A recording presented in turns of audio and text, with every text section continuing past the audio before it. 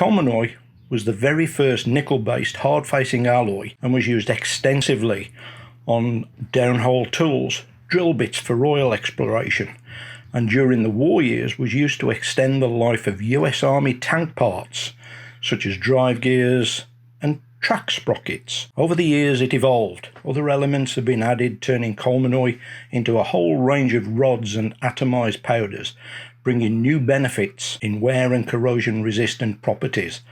Regardless of form, whether rod or powder, all of the Colmanoy products have another important feature. As well as being nickel-based, they also contain silicon and boron. This interesting thing about nickel, silicon, boron trio is that it makes a self-fluxing material. And that's important because self-fluxing means that if you heat it up and you melt it, it bonds not only or fuses not only to itself, but it also fuses to a very wide range of other metallic materials.